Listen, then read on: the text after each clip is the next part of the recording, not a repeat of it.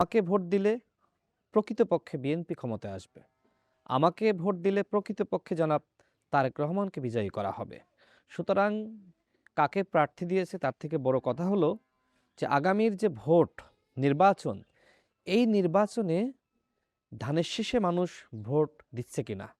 এইবারের নির্বাচন বাংলাদেশের অন্যান্য নির্বাচন থেকে আলাদা। কারণ এইবার রয়েছে উচ্চকক্ষ এবং নিম্নকক্ষ। সেই জায়গায় কি পরিমাণ ভোট বিএনপি দল হিসেবে বা ধানের শীষ প্রতীকে পাবে, সেটির উপরে নির্ভর করবে যে উচ্চকক্ষে কতগুলো আসন পাওয়া যাবে। পদ্মা সেতু, মেট্রো রেল এবং এলিভেটেড এক্সপ্রেসওয়ে নির্মাণের গর্বিত অংশীদার বসুন্ধরা সিমেন্ট। এখন স্বতন্ত্র প্রার্থী যিনি হবেন তার ভোট তো আসলে কাজে দিবে না। সুতরাং বিএনপির সমর্থকরা, ভোটাররা, নেতৃবৃন্দ অত্যন্ত সচেতন। তারা মনে করে ধানের শীষের বিকল্প নাই। যদি উচ্চকক্ষে বেশি আসন পেতে হয়, সেক্ষেত্রে ভোটটা ধানের শীষেই দিতে হবে। এবং সরকার গঠনের জন্য আপনার আসনগুলোতে জিতে আসা খুবই গুরুত্বপূর্ণ। এখন সেই জায়গায় কি বিএনপির শীর্ষ নেতৃবৃন্দ তারা কি আসলে স্বতন্ত্র প্রার্থীকে গ্রহণ করবে, মেনে নিবে? অবশ্যই না।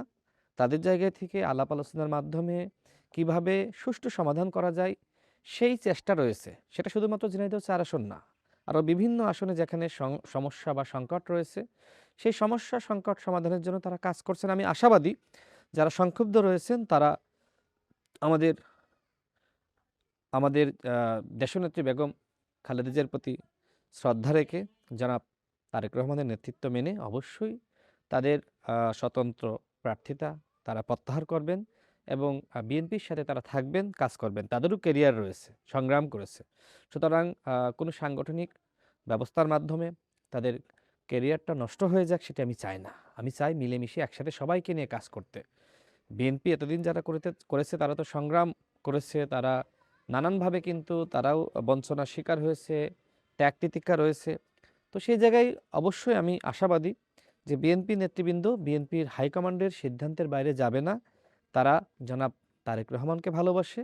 জনাব তারেক রহমান তার বাবার যে আদর্শ, সেই আদর্শ বাস্তবায়ন করার জন্য তিনি কাজ করছেন।